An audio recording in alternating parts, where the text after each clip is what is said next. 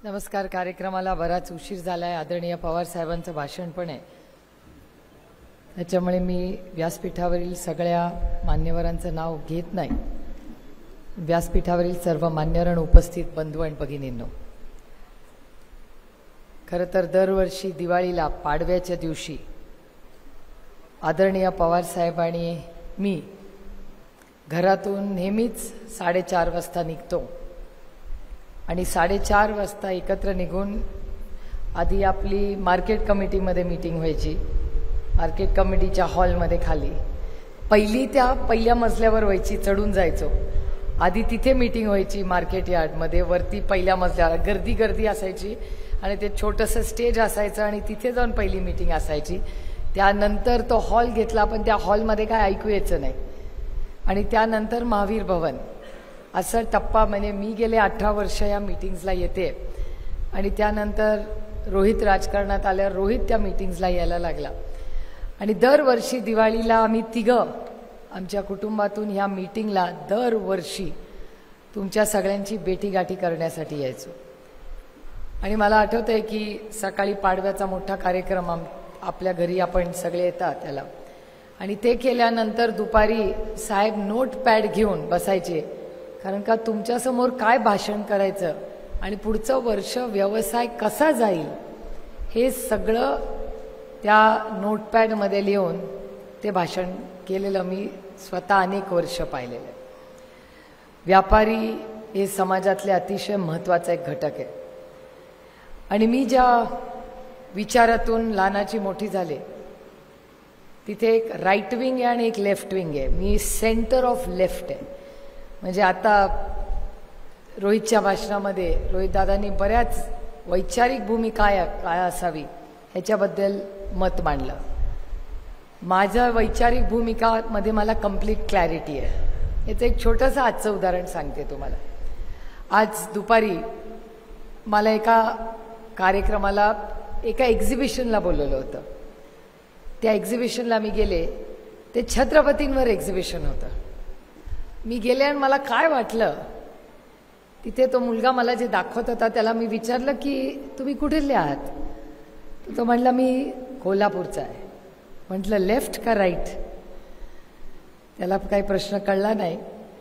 मी म्हटलं कुणाचा इतिहास सांगताय. तर ते म्हणले छत्रपतींचा. म्हटलं जयसिंगराव पवार का इंद्रजित सावंत. मला म्हणले की मी थोडासा जयसिंगराव पवारांना फॉलो करतो आणि थोडासा इंद्रजित सावंतला पण करतो आणि पण करतो. म्हटलं मग कुणाच्या अंडर रिसर्च करता. तर त्यांनी असं काहीतरी वेग मला उत्तर दिलं. तेव्हाच माझ्या लक्षात आलं की हा इतिहास नक्की कुठला आहे मला माहिती नाही, ह्याचा थोडासा शोध घ्यायला पाहिजे. म्हणून मी आणखीन एक्झिबिशन बघायला गेले. एक्झिबिशन पाहिलं. मी आधी कोथरूडला ते पाहिलं होतं. पहिल्या मजल्यावर गेले. तिथे आणखीन बऱ्याच गोष्टी होत्या आणि एक मोठं पुस्तकांचं एक्झिबिशन होतं. आता मला स्वतःला वाचनाची आवड असल्यामुळे मी पटकन तिकडे गेले. तिथे तलवार बंदूक बरंच काय काय ठेवलं होतं. तर तिकडून मी त्या पुस्तकाच्या एक्झिबिशनमध्ये गेले आणि त्या पुस्तकाच्या एवढ्या मोठ्या एक्झिबिशनवर त्यांना कळलं होतं की माझा काय प्रश्न आहे. त्यांनी मला पटकन सांगितलं हा मुलगा आहे ना, हा जो पुस्तक करतोय तो RSSचा आहे. म्हटलं अच्छा. मग मी त्याच्याशी बरीच चर्चा केली आणि त्यांनी बरीच पुस्तकं मला दाखवली. म्हटलं व्हेरी इंटरेस्टिंग. मी बऱ्याच या गोष्टीचे वाचले आहेत आणि मी हा विचारच्याबद्दल मी अभ्यासही केलेला आहे. आता माझी आयडिओलॉजी पुरी लेफ्ट विंग आहे. ही राईट विंग आयडिओलॉजी. योग्य अयोग्य चांगली वाईट ह्याच्यात मी पडत नाही, कारण का प्रत्येकाला एका लोकशाहीमध्ये प्रत्येकाचं मत आणि त्याची वैचारिक भूमिका आहे हा मांडण्याचा अधिकार आहे त्याला. ह्या संस्कारात मी लहानाची मोठी झाले. त्याच्यामुळे बारामतीत जर त्यांनी एक्झिबिशन केलं असेल तर त्याच्यात गैर काही नाही. ती त्यांची आयडिओलॉजी आहे आणि माझी आयडिओलॉजी आहे. आता ते कुठला शिवाजी महाराज मांडतायत मला माहिती नाही, कारण का मला इतका वेळ नव्हता समजून घ्यायला की ते कुठला. कारण का ह्या देशामध्ये पहिल्यांदाच मला 10 वर्षात कळलंय की इतिहास हा स्वतःच्या सोयीने लिहिला जातो. तो वास्तव असेल का नाही याची गरज नसते. हे मी दिल्लीमध्ये माझ्या कानाने पार्लमेंटमध्ये ऐकलंय आणि तेव्हापासून मी लक्षात आलं की हे आपलं काही जमणं नाही यांच्याशी. कारण का जे सत्य आहे तेच बोललं पाहिजे. आयुष्यात सगळं आपल्या सोयीप्रमाणे होता कामा नये. आणि त्याच्यामुळे मला आश्चर्य वाटलं की पहिल्यांदाच बारामतीमध्ये एका वास्तूमध्ये मी अशी पुस्तकं पाहिली.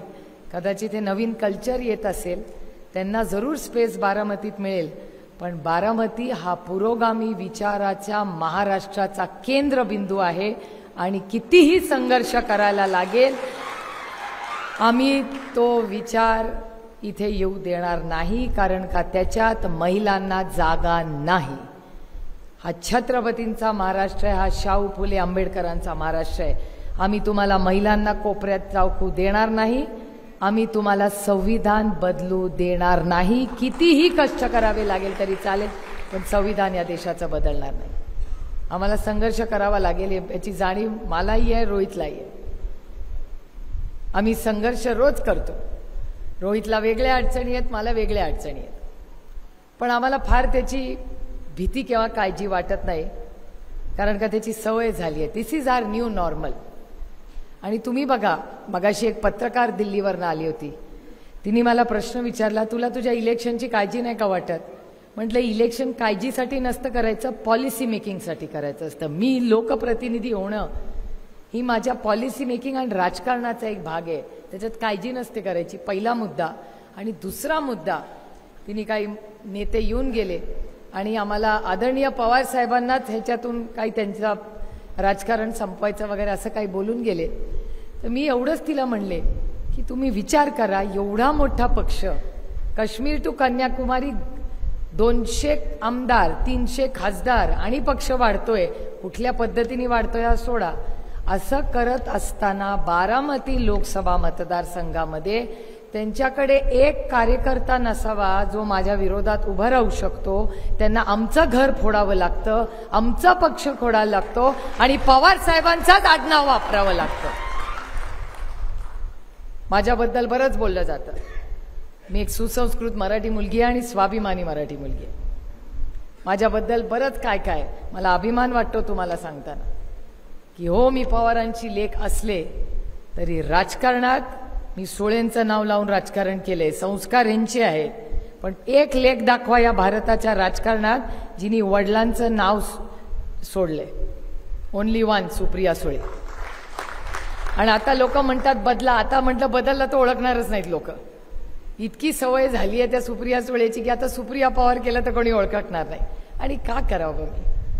कारण का शेवटी राजकारणात आणि समाजकारणात आपण कोण आहोत? नाम में क्या रखा है, नाम गुम जाएगा, चेहरा बदल जाएगा, मेरी आवाज मेरी पहचान है. ही पार्लमेंटमध्ये मेरी आवाज मेरी पहचान है. कारण पार्लमेंटमध्ये जेव्हा मी उभी राहते तेव्हा माझी ओळख सुप्रिया सुळे नसते, सुप्रिया पवार नसते आणि काही नसते. माझी ओळख फक्त बारामती लोकसभा मतदारसंघ एवढीच माझी ओळख असते आणि त्याच्यामुळे मला तिथे जायला मिळतं. माझा मतदारसंघ ही माझी ओळख आहे आणि मला नाही काही वाटत त्याचं कमी. कारण मी विरोधात असले तरी माझ्या लोकसभा मतदारसंघातली कामं होतात. कारण का मंत्र्यांना असं एक तर मंत्र्यांची वैयक्तिक संबंध माझे सगळ्यांशी चांगले आहेत. माझं पुस्तक काढून बघा, प्रत्येक मंत्र्याच्या बरोबर माझा फोटो आहे. नुसता फोटो नाही, मी जेव्हा युक्तिवाद इथून करते तेव्हा भारतीय जनताचा प्रत्येक मंत्री माझं नाव घेऊन माझ्या प्रश्नाला उत्तर सांगतो की सुप्रियाजी आपने जो कहा इसका जवाब ये है. म्हणजे मी 100 विचारले तर 99ची येत नाहीत, तो भाग वेगळा. एकाचंच देतात पण नाव घेऊन देतात. आणि मी नेहमी मान सन्मानाने सगळ्यांची वागते. माझ्यावर कोणी किती हल्ले केले तरी मी फार त्या भानगडीत पडत नाही. कारण का तुम्ही ही लोकशाही आहे. लोकशाहीमध्ये जसं आम्ही त्यांच्या पॉलिसीवर टीका करतो ते आमच्यावर वैयक्तिक टीका करतात. ती त्यांची पद्धत आहे, आमचं राजकारण. त्याच्यात काय? आणि जेव्हा आपण टीका करतो तेव्हा टीका सहन करायची ही ताकद आपल्यात असली पाहिजे. याला लोकशाही म्हणतात. त्याच्यामुळे लोकशाहीमध्ये दडपशाही दमदाटी चालत नाही आणि ती आम्ही बारामतीत नाही, भारतात कुठेही चालून देणार नाही. आणि कोणीही करत असेल, कशाची हो भीती, कशाची दमदाटी आणि कशासाठी? काय आहे? सत्ता सत्ता सत्ता. तुम्हाला असं वाटतं की सत्तेत असला तर झोप चांगली लागते? नाही, उलट जो सत्तेत असतो ना त्याची झोप जाते, असा माझा अनुभव आहे. मी फार सत्तेत राहिले नाही, पण आदरणीय पवार साहेब अनेक वर्ष सत्तेत राहिलेत. मला माहिती आहे की किती जबाबदारी असते सत्तेतल्या माणसासाठी. लोकांना असं ते फक्त लक्झरी वाटते, ती लक्झरी नसते. लाल बत्ती म्हणजे नाही, इम्पॅक्ट. तुम्ही बघा की एखाद्या माणसाला जेव्हा आपण सत्तेत बसवतो तेव्हा तुमच्या आणि माझ्या आयुष्यात तो काय बदल घडवू शकतो. म्हणजे जेव्हा जेव्हा मी महाराष्ट्रात फिरते तेव्हा मला अभिमान वाटतो, जेव्हा लोक म्हणतात की महिलांना आरक्षण आदरणीय पवार साहेबांनी दिलं, मला आनंद वाटतो. जेव्हा 70,000 कोटी रुपयाची सरसकट कर्जमाफी कोणी केली तर ती डॉक्टर मनमोहन सिंग आणि शरद पवारांनी केली, हे देशात कुठेही गेलं तरी. आणि असे अनेक, म्हणजे आज तुम्ही सगळे व्यवसाय करणारे इथे बसलेला, माझं आदरणीय पवार साहेबांनी जे आम्हाला आमची आयडिओलॉजी शिकवली त्याच्यात व्यवसायाला अतिशय महत्त्व आहे. व्यवसाय करणाऱ्याचा मान सन्मान केलाच पाहिजे, बाजारपेठ टिकवलीच पाहिजे, कारण का जर बाजारपेठ टिकली तरच इकॉनॉमी करते. तेवढं इकॉनॉमिक्स आम्हाला सगळ्यांना कळतं. आता या राष्ट्रवादी काँग्रेस पक्षामध्ये दरवेळीच बजेटवर सगळ्यात जास्त मी बोलते. निर्मला ताईंच्या म्हणजे बरोबर युक्तिवाद दिल्लीमध्ये सगळ्यात जास्त मी केलेला आहे. जीएसटी असेल, टॅक्स असेल. मला टॅक्सचं एक उदाहरण सांगा, नॉन फेसलेस इन्कम टॅक्स. मला खरं सांगा, फेसलेस इन्कम टॅक्सचा उपयोग खरंच झालाय का? सगळ्यात त्रास इन्कम टॅक्स डिपार्टमेंटमधून आज फेसलेसमुळे होतो. फॉर्म सोपे केलेत का? नाही. एकदा इनपुट जीएसटीचा केला आणि चूक झाली तर विड्रॉ करता येतं का? नाही करता येत. तुम्हाला पैसे भरावेच लागतात.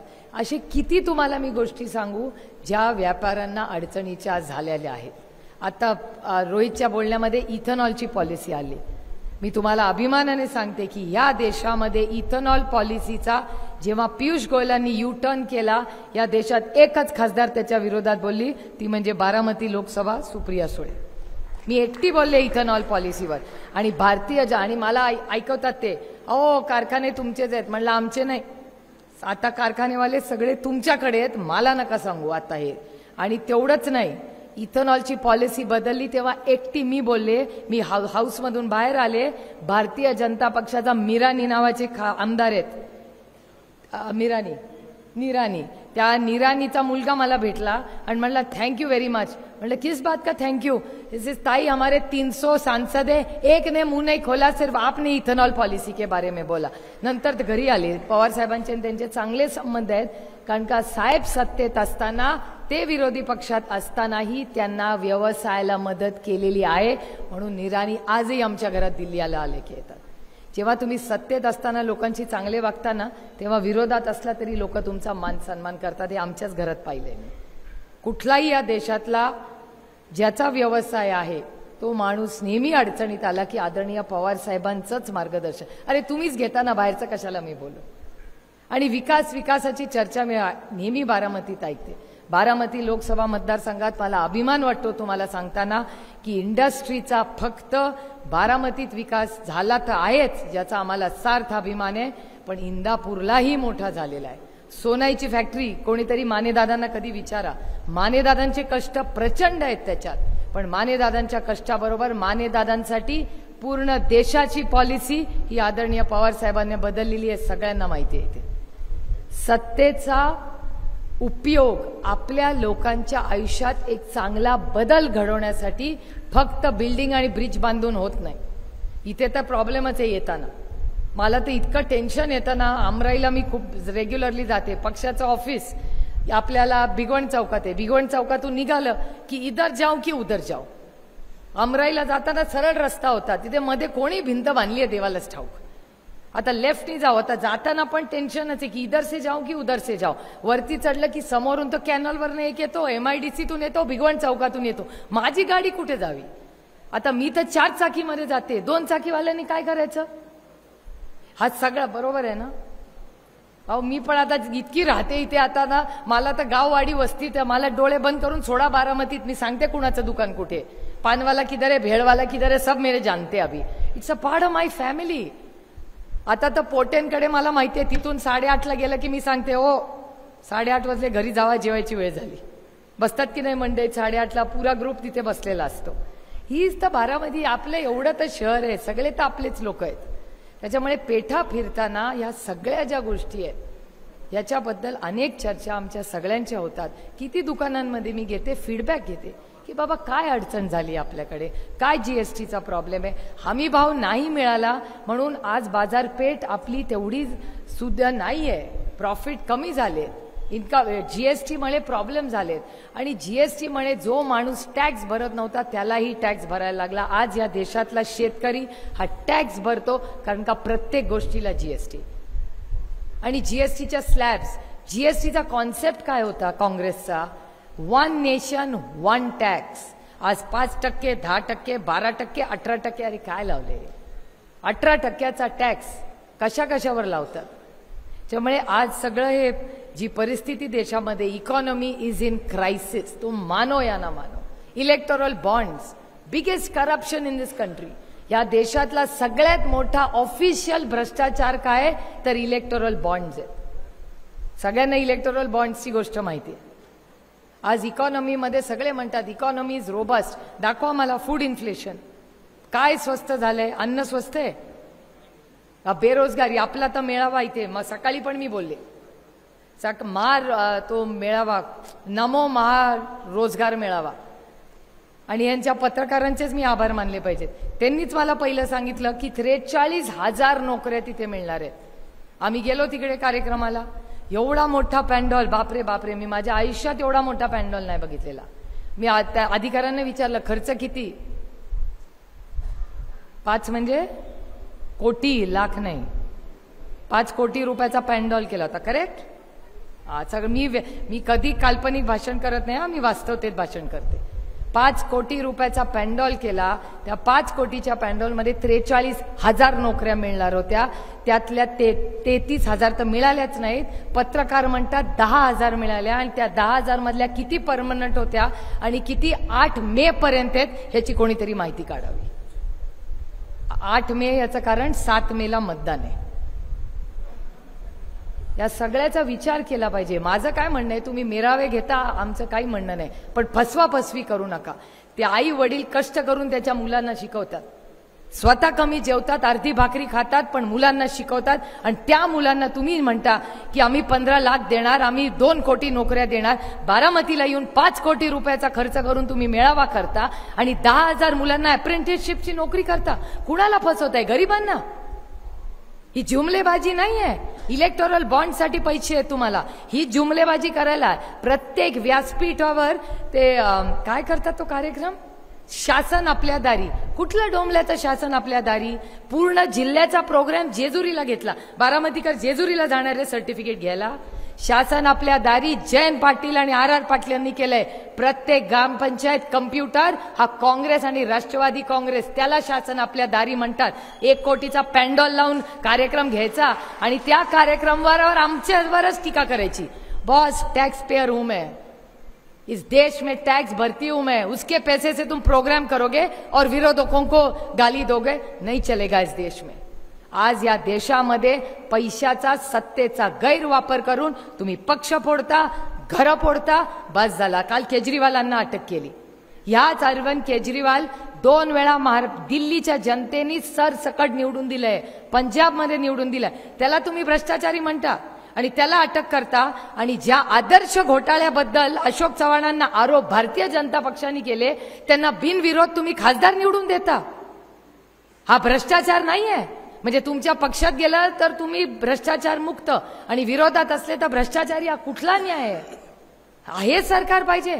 2014 मध्ये काँग्रेस भ्रष्टाचारी आहे म्हणून या देशाने त्यांना घरी पाठवलं. आता वेळ आलेली आहे की सगळ्यात जास्त भ्रष्टाचारी पक्ष तर भ्रष्ट जुमला पार्टी आहे भारतीय जनता पक्ष, त्यांना हद्दपार करायची वेळ आलेली आहे. आणि ह्याच्यात बदल काँग्रेस मुक्त भारत. अरे कुठे काँग्रेस ठेवली आहे तुम्ही? सगळी त्या बीजेपी मध्येच आहे. सगळ्यात जास्ती काँग्रेसचे भ्रष्टाचारचे झालेले आरोप आमच्याकडे नाही आहेत. आता आम्ही मुक्त झालो त्याच्यातून. आता ते भारतीय जनता पक्षात आहेत. आता मोठे मोठे दिल्लीचे नेते येतात. आम्हाला मगाशी कोणीतरी म्हणलं नॅचरली करप्ट पार्टी. ते नॅशनली करप्ट नव्हतो, नॅचरली करप्ट पार्टी. आता काय म्हणतात, ह्यांना फक्त पुत्री प्रेम आहे. कुठल्या वडिलांना मुलीचं प्रेम नाही हो इथे? आणि असलं तरी गैर काय त्याच्यात? भ्रष्टाचारापेक्षा बेटर. स्वतःच्या मुलीवर प्रेम असणं किंवा मुलावर प्रेम असणं कमीपणा नाही, पण या देशाच्या गरीब कष्ट करण्याचे पैसे खाणं ना इज वर्स्ट. वो बडा पाप आहे. त्याच्यामुळे माझा विनंती आपल्याला आहे की हे भ्रष्ट जुमला पार्टी से दूर रहो. कारण का ते भ्रष्ट आहेत, ते जुमलेबाज आणि ते पक्ष आहेत. रोज खोटं बोलतात, रेटून खोटं बोलतात आणि याच्यात नुकसान होतं मायबाप जनतेचं. काय तुमच्या पत्रात पडलं? सगळा बारामतीचा विकास जो झालाय ना तो काँग्रेस आणि राष्ट्रवादीच्या काळात झालाय. मी कुणालाही कुठेही भेटायला तयार आहे. तुम्ही म्हणाल ती जागा, तुम्ही म्हणाल ती वेळ, चला चर्चेला बसूया. कुठला मोठा विकास या भारतीय जनता पक्षाने या गावात केलाय मला सांगा. रोटी कपडा मकान गटर मीटर वॉटर शाळा औषधं डॉक्टर कुणाच्या काळात झाले? ये काँग्रेस और राष्ट्रवादी काँग्रेस की सोच और देन है ये. त्याच्यामुळे आता आयत्या बिळावर येऊन बसलेत सगळे आणि सवयच आहे त्यांना. 105 आमदारापैकी 60 आमदार तर काँग्रेस राष्ट्रवादीचेच आहेत. यांचे किती आहेत? मला परवा कोणीतरी विचारलं, तुम्ही एवढं त्यांच्या विरोधात बोलता, मग जुन्या बीजेपी वाल्यांचं काय झालं? म्हणलं मला काय माहिती, रिटायर झाले सगळे ते. अशीच परिस्थिती आहे. त्याच्यामुळे आज या देशामध्ये जे गलिच्छ राजकारण चाललंय त्याच्यासाठी मी नाही राजकारणात आले. मी राजकारणात तुमच्या आयुष्यात एक चांगली पॉलिसी करून एक बदल घडवण्यासाठी मी राजकारणात आलेले. तुम्हाला सगळ्यांना मला अजून ती आठवते, ती एक पॉलिसी आदरणीय पवार साहेब त्याचे कमिटी होते तेव्हा संदीप दीक्षित आणि मी खूप त्या कमिटीत काम केलं. 1 एकर जमीन 1 रुपयाला असेल तर 4 पट मोबदला तुम्हाला जो आता मिळतो ना, ती आम्ही केलेली पॉलिसी. त्याचे अध्यक्ष आदरणीय पवार साहेब होते. माझ्या पहिल्या टर्म मध्ये केलेला निर्णय. किती निर्णय मी तुम्हाला सांगू. असे दुधाला पैसे आले का हो? हे सरकार देणार होतं, काय झालं त्याचं? EPS 95चं आहे का कोणी? अरे हो, हे तर असं सरकार आहे, पेन्शनवाल्यांचे पण पैसे घेतले त्यांनी. EPS 95चा 1 पैसा त्यांनी केलेला आहे का? अंगणवाडी सेविकेचं केलं का? आशा वर्करचं केलं? काय केलं मला सांगा ना. मेट्रो केली 18,000 कोटी रुपयाची, पण ह्या महाराष्ट्रातली एक शाळा सुधारली नाही, उलट कमी केल्या शाळा. कुठली मोठी इन्व्हेस्टमेंट आपल्याकडे आणली आहे त्यांनी मला सांगा. एक फॅक्टरी बारामतीमध्ये किंवा पुणे जिल्ह्यामध्ये आदरणीय पवार साहेब सोडून कुठली मोठी फॅक्टरी आणली मला सांग. जिल्ह्यात नाही राज्यात सांगा. फक्त बारामतीचं कशाला बोलायचं आपण? त्यामुळे हे सगळं जे गलिच्छ राजकारण चाललंय याच्या विरोधात आपण कोणीतरी लढलं पाहिजे हो. संघर्ष आणि सत्ता. रोहित म्हणला ते खरं आहे. आम्हाला एका बाजूला सत्ता आणि अदृश्य शक्ती होती आणि दुसऱ्या बाजूला संघर्ष, वडील, विचार आणि सत्य होतं. आणि मला अभिमान आहे की रोहित आणि मी आम्ही दोघंही मंत्री झालो असतो, पण आम्ही मंत्रिपदासाठी दोघंही उतरलो नाही. आम्ही दोघंही संघर्ष करतोय. आम्हाला किती कष्टांची परिकाष्ठा करावी लागेल ती करू, पण आमच्या संस्कारातच आम्ही राहू. हे मी बारामतीकरांना माझा शब्द तुम्हाला आज देतो. अहो, लोक मला म्हणतात तुम्ही टीका करत नाही. मी एवढ्यासाठीच टीका करत नाही कारण का माझ्या आईने माझ्यावर संस्कार केलेले आहेत. माझ्या आई आणि आजींनी केलेल्या संस्कारात असं आहे, सुप्रिया आयुष्यात एवढं जरी कोणीतरी स्वतःसाठी केलं, तुझ्यासाठी केलं असेल ना, त्याच्यामध्ये तू राहा. म्हणून मी कधी कोणावर टीका करत नाही. कारण का प्रत्येकाने जे कदाचित आज इथे नसतील त्या प्रत्येकाने कधी ना कधी माझ्या आयुष्यात एवढी नाही एवढी पण मला मदत केली आहे, त्याची जाण मला आहे. त्याच्यामुळे मी नाही कधी कोणावर टीका करणार. पण जे बाहेर येऊन इथे काहीतरी बोलत राहतील ना, त्यांना माफी नाही, हेही तुम्हाला सांगते. कारण का त्यांच्या उपकारात मी नाही आहे. मी खरं तर कुणाच्याच उपकारात नाही आहे. असीन तर माझ्या कुटुंबाच्या आणि माझ्या मतदाराच्या उपकारात आहे. मला जर कोण जाब विचारू शकतो तर तुम्ही विचारू शकता, कारण का तुमची लोकप्रतिनिधी मी आहे. तुम्हाला अधिकार आहे विचारायचा. सुप्रिया सुळे किधर हो तुम? आता चिठ्ठी आलेली आहे त्याच्यामुळे भाषण आवरायला लागेल. पण आज आपण सगळे इथे आलात. आयोजकांनी आम्हाला इथे बोलवलं. सगळ्या आयोजकांनी आमचा जो मान सन्मान आज इथे केला त्याबद्दल तुमच्या सगळ्यांचे मी मनपूर्वक आभार मानते. मदन बाफनाजी जी पक्षाची नवीन तोफ आहे. 85 अँड गोइंग स्ट्रॉंग. कोण म्हणेल ती 85 आहे? 58 सांगा. आम्हाला लाजवलाल असं भाषण केलंय. आता आजपासून तुमचं 58 केलंय आम्ही. You are not 8. होऊच शकत नाही. किंवा तुम्ही उगाच सांगताय 85. मी नेहमी त्यांना म्हणते की मग ही पिढी आमच्या पिढीपेक्षा जास्त घट्ट आहे. इसको लढणे का ही सबको शौक आहे. यांच्या सगळ्यांच्या आईनी यांना काय खायला घातलं I don't know. They only want to लढो ऑल द टाइम. हे बहुत बडी सगळी फुल गँग ही. त्यामुळे मला अभिमान आहे की या स्वाभिमानी मराठी हे सगळं जे व्यासपीठ आहे स्वाभिमानी मराठी लोकांचं आहे. आणि रोहित म्हणला ही गोष्ट खरी आहे की दिल्लीच्या तख्तासमोर न कभी झुके है न कभी झुकेंगे. जय हिंद. एबीपी माझा, उघडा डोळे बघा नीट.